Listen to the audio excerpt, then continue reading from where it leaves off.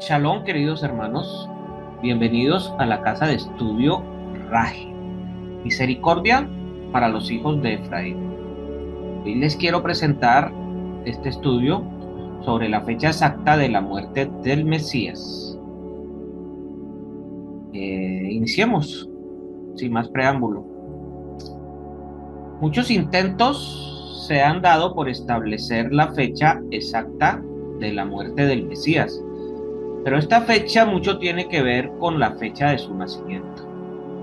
Aquí no voy a polemizar con nadie, simplemente les voy a presentar un método de cálculo para que ustedes mismos puedan verificar los datos que les voy a dar en este estudio. Sin embargo, para que ustedes puedan entender de manera clara estas fechas del calendario hebreo, tengo por fuerza que hablarles del calendario lunar hebreo.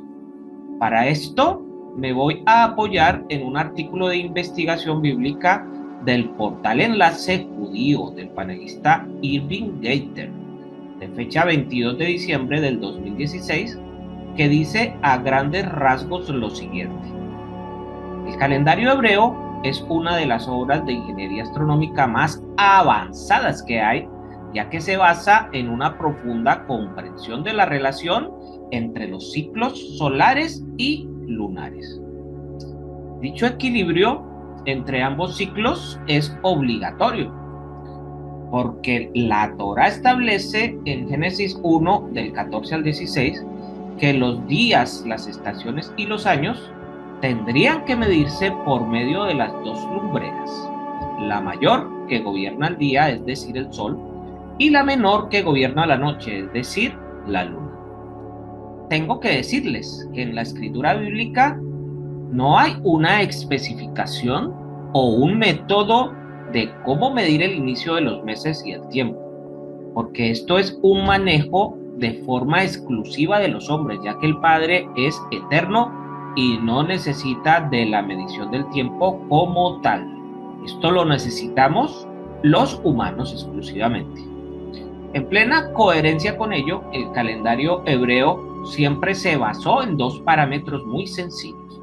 Los inicios de los meses se marcan con los ciclos lunares, concretamente con la aparición de la luna nueva. La luna nueva es cuando la luna no se ve, cuando está tapada completamente por la sombra de la tierra.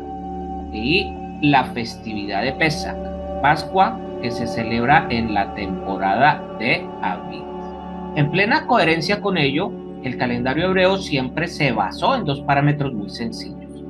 Los inicios de los meses se marcan con los ciclos lunares, concretamente con la aparición del primer rayito de luz de la luna creciente sobre la luna nueva.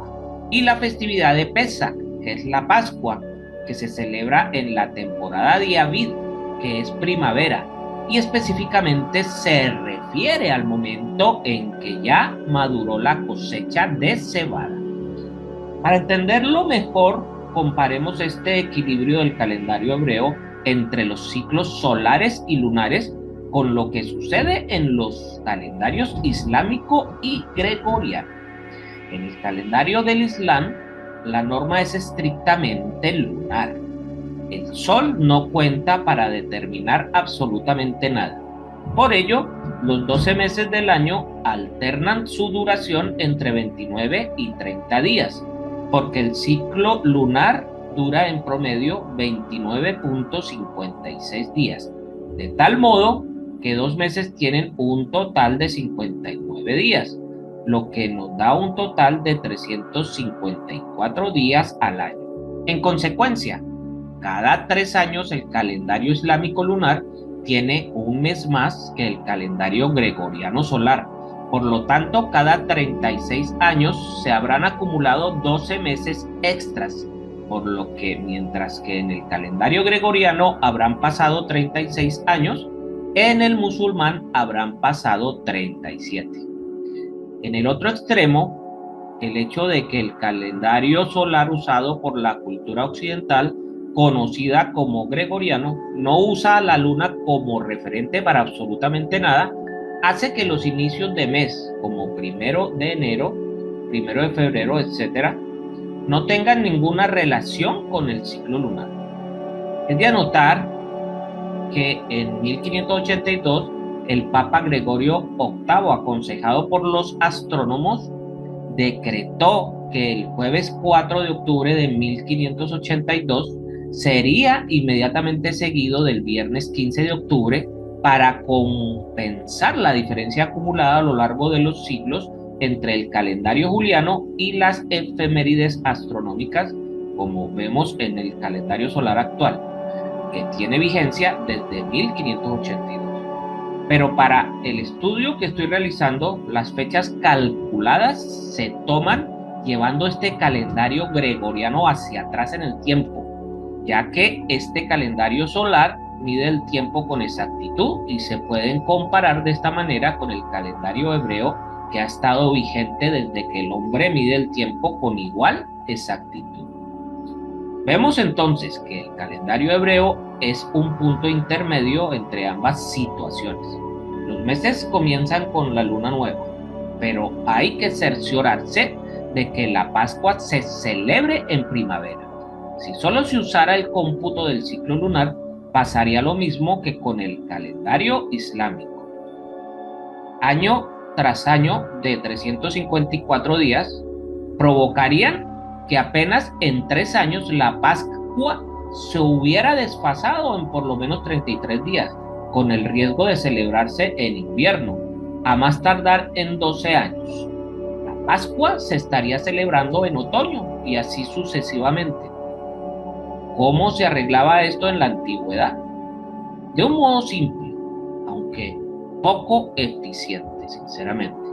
Por observación, las autoridades judías tenían a una persona encargada de corroborar que el primer filo de la luna creciente hubiese aparecido en el cielo para declarar el inicio de cada mes. Cuando llegaba la Pascua, lo único que había que corroborar es que la cebada estuviese madura. Si la diferencia promedio de 11 días entre el año lunar y el año solar ya había provocado el desfase estacional y se cumplían 12 meses desde la última Pascua, pero aún no había madurado la cebada, simplemente se decretaba que había que esperar un mes más. De este modo, cada 4 años en promedio, una Pascua se celebraba 13 meses después que la otra. Por supuesto, el conteo basado en esta observación tiene sus límites, porque puede ser afectado por muchos factores.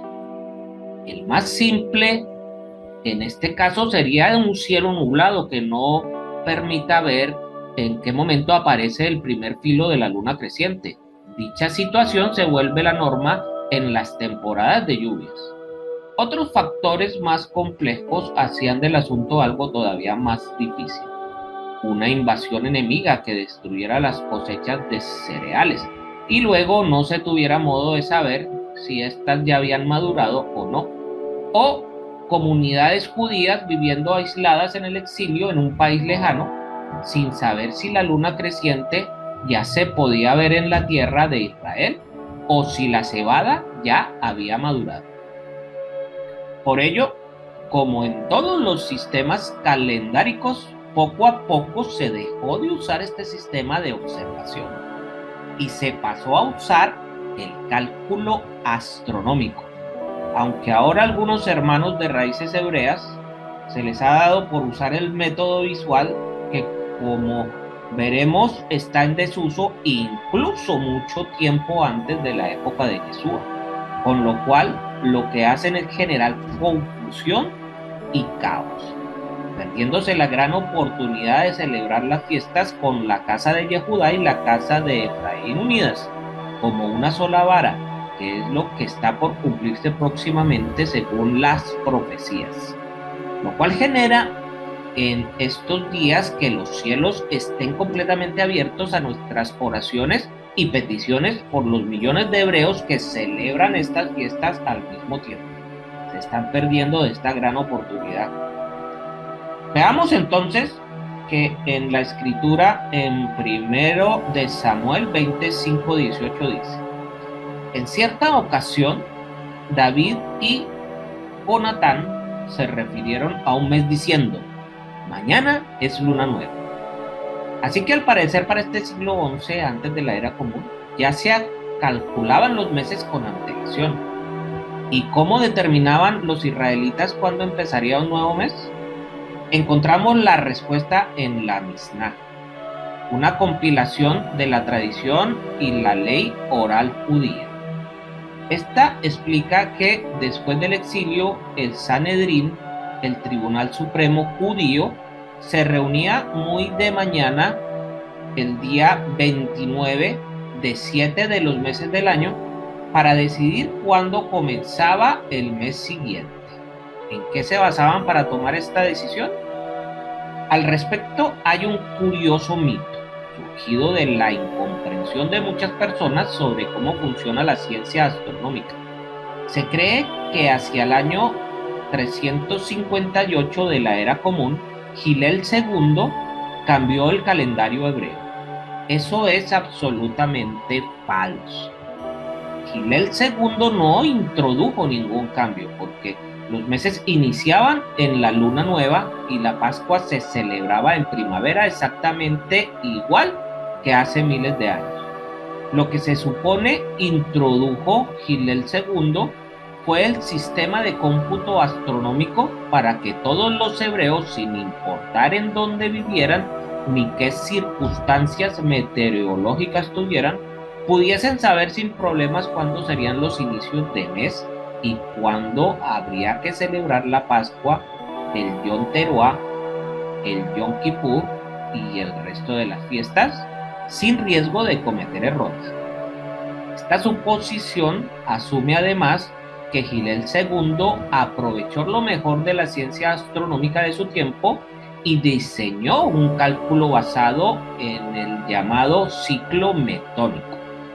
Este ciclo fue diseñado por Metón de Atenas, que nació hacia el año 460 antes de la era común, y él fue quien estableció los cálculos para determinar que cada 19 años la luna se encuentra prácticamente en el mismo punto en relación al Sol y la Tierra, salvo por una diferencia de 2 horas, que en este tipo de casos es algo ínfimo. Bajo esta suposición, Gilel II habría tomado esa información para diseñar un sistema que permitiese, sin margen de error posible, hacer los cálculos calendáricos exactos para las necesidades teóricas y religiosas del calendario hebreo. De este modo se determinó que cada 19 años se agregarían meses extras en los años 3, 6, 8, 11, 14, 17 y 19 del ciclo. A estos años se les llama embolismales, término que se puede equiparar como a bisiestos.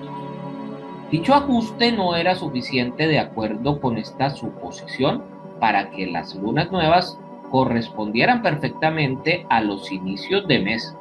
Por ello, Gilel II estableció una normatividad secuenciada para agregar o quitar un día en determinados momentos del año. Esa es la razón por la que, por ejemplo, el mes de Heshvan puede tener 29 o 30 días dependiendo del año.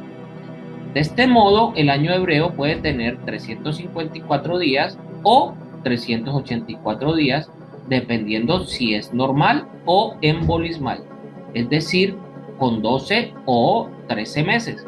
Pero si además corresponde a agregar o quitar un día, puede tener 353 o 355 en los años normales o 383 y 385 en los años embolismales.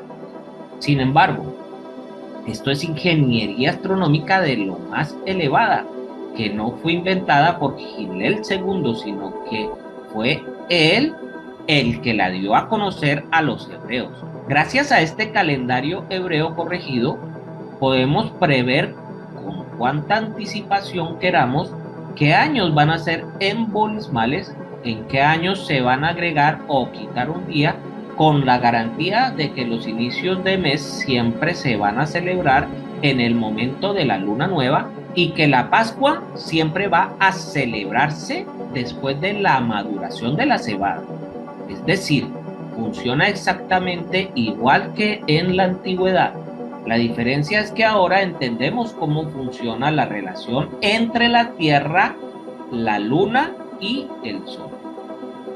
Pero hay una serie de datos que han salido a la luz últimamente y que nos obliga a reconsiderar muchas de nuestras creencias respecto al calendario hebreo corregido y el papel de Hillel II, el papel que jugó en dicha corrección. Estos replanteamientos han sido explicados en las investigaciones de Richard Fiedler.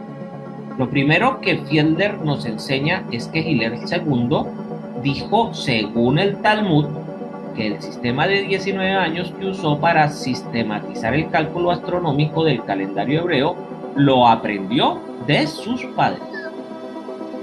¿Es esto posible? Hoy sabemos que sí. Los estudios de Richard Parker y Waldo Duberstein de varias tabletas de arcilla recuperadas en Babilonia han demostrado que hacia inicios del siglo V, antes de la era común, los babilonios ya usaban el ciclo de 19 años que fue usado posteriormente por Hillel II, es decir, ya aplicaban la noción de agregar un mes extra específicamente en los años 3, 6, 8, 11, 14, 17 y 19 para empatar 19 años lunares con 19 años solares. Entonces, desde esta óptica, Hillel II no habría diseñado este sistema. Realmente lo habría aprendido de sus ancestros y se habría limitado a difundirlo a sus hermanos hebreos. Por cierto, los babilonios ya usaban el sistema hacia el año 490 antes de la era común. Metón de Atenas nació hacia el año 460 antes de la era común. Eso significa que Metón tampoco había sido el verdadero descubridor del ciclo metónico.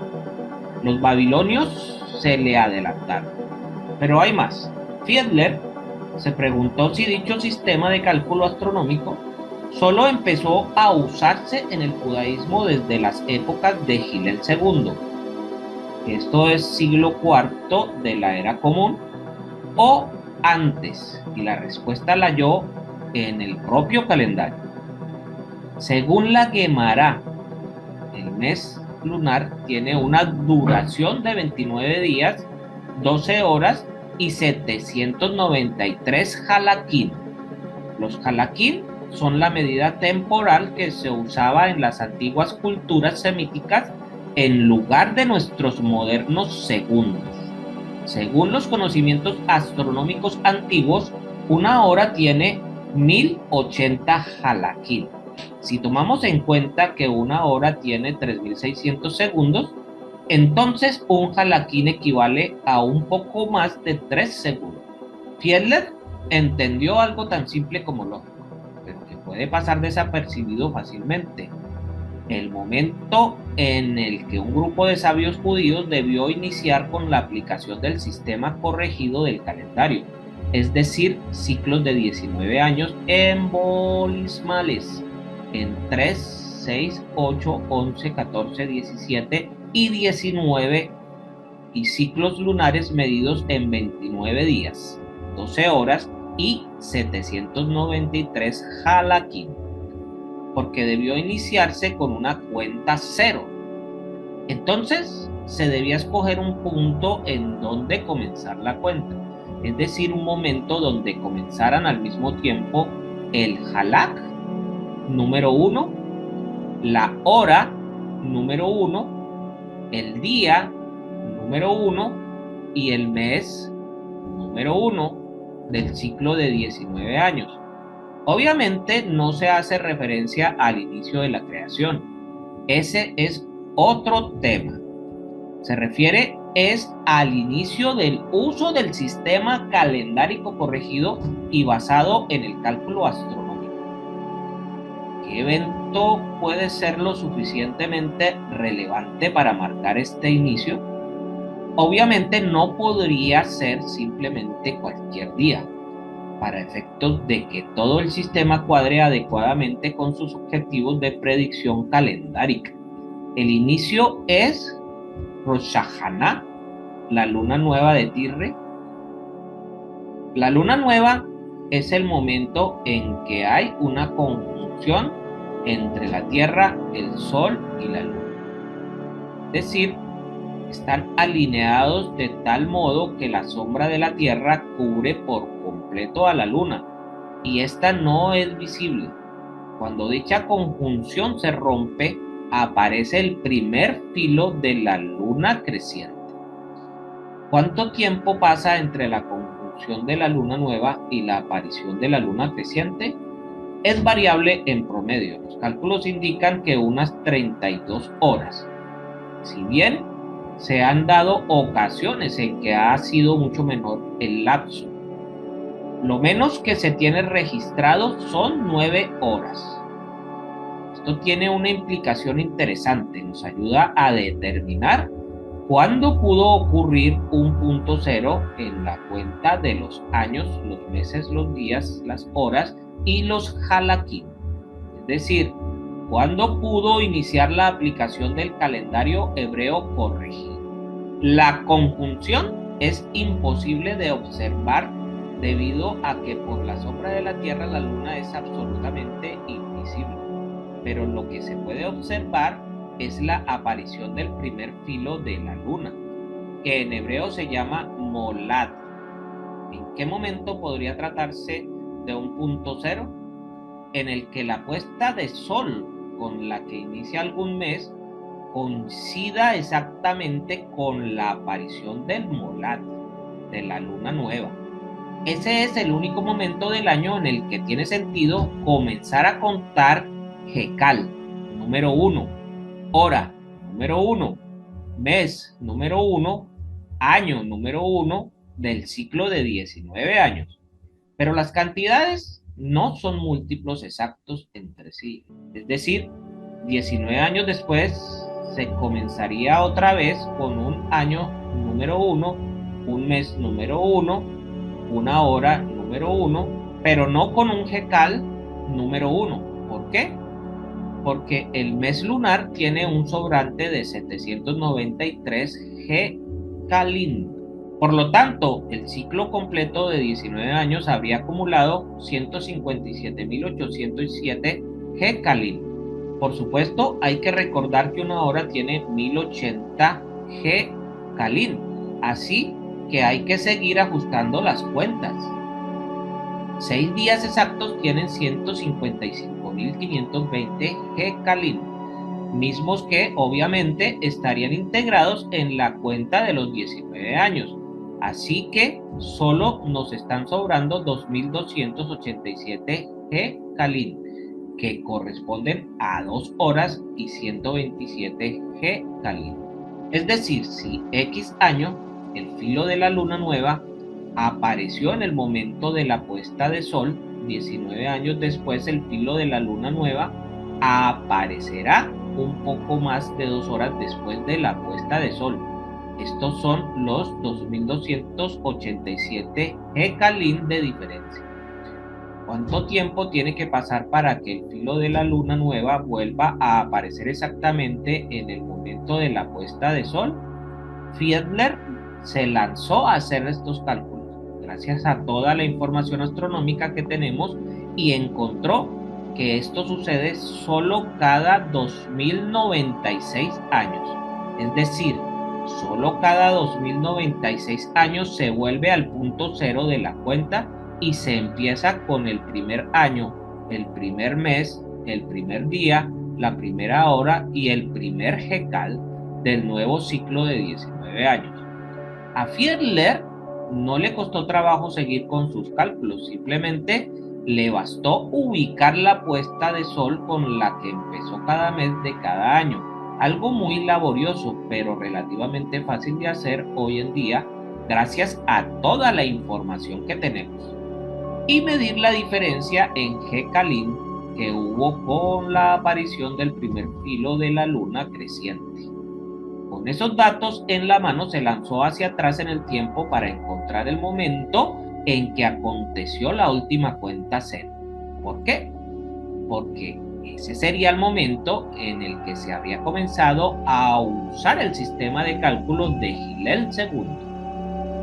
Pero lo que encontró fue desconcertante. La última vez que se comenzó la cuenta en un punto cero fue el jueves 23 de marzo del año 1306, es decir, casi 1000 años después de que Hillel II hubiera establecido este método de calendario. La fecha anterior, que corresponde a un punto cero, corresponde al viernes 16 de julio del año 791 antes de la era común. Y la anterior corresponde al lunes 9 de noviembre del 2887 antes de la era común. Las fechas primera y tercera están completamente descartadas.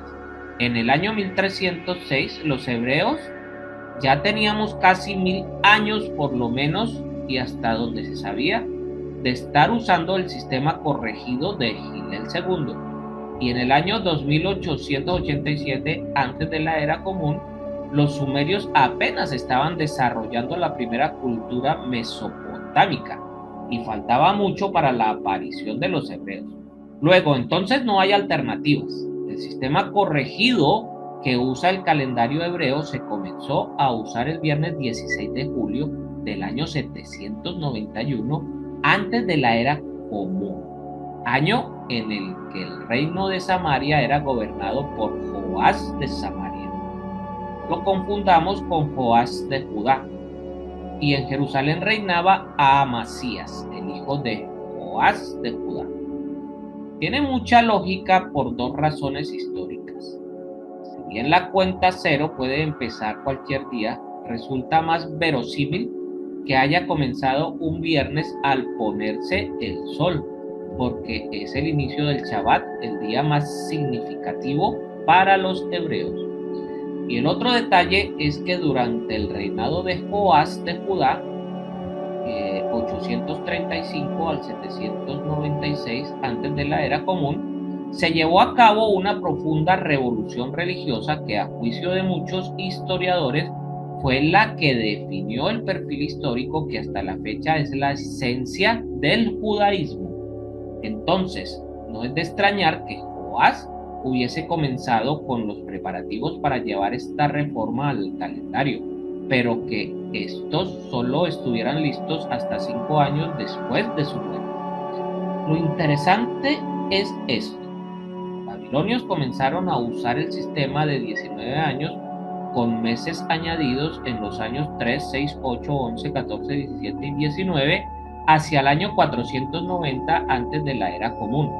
Pero la evidencia recuperada por Fiedler demuestra que en el antiguo Israel el uso de este sistema calendárico comenzó 3 siglos antes, y tomando en cuenta que los babilonios conquistaron Judea en el año 587 antes de la era común, resulta notable que casi un siglo después ya estuvieran usando el mismo sistema.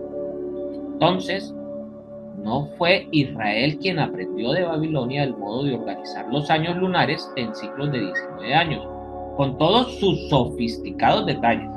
Fue al revés. Los babilonios lo aprendieron de los antiguos israelitas.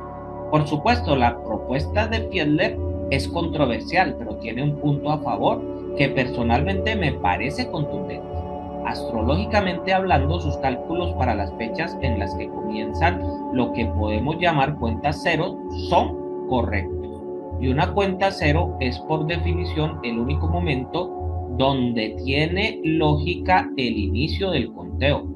Por lo tanto, la única posibilidad de imaginar a un grupo de hebreos diciendo vamos a empezar a contar los ciclos de 19 años el próximo Shabbat porque ese día el moled de la luna coincidirá con la puesta de sol. Fue un viernes 16 de julio del año 791 antes de la era común. Eso significa un par de cosas. Por lo menos el sistema que rige al calendario hebreo no se inventó en Babilonia, se inventó en Israel. Y por lo menos desde entonces seguimos contando correctamente la secuencia de 6 días de trabajo y 1 de reposo. Hay otro dato que no está en este artículo, pero que también nos interesa. El calendario solar y el hebreo coinciden exactamente en fecha cada 247 años. Es decir, cada 247 años se da el mismo día solar con el mismo día lunar del calendario hebreo y solamente se diferencian en 50 minutos. Bien, hermanos, hasta aquí la primera parte de este interesante estudio. Los espero en la segunda parte, que está también bastante interesante y va a ser de mucha bendición para tu vida.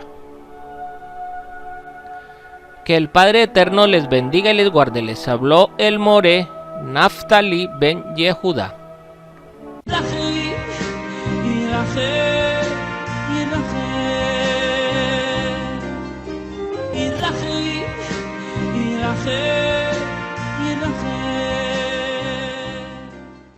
Si este estudio te ha sido de utilidad, te invito a suscribirte en nuestras redes sociales de YouTube, Facebook, TikTok e Instagram. Activa las notificaciones, dale me gusta al video y déjanos tus comentarios, inquietudes o sugerencias. Shalom.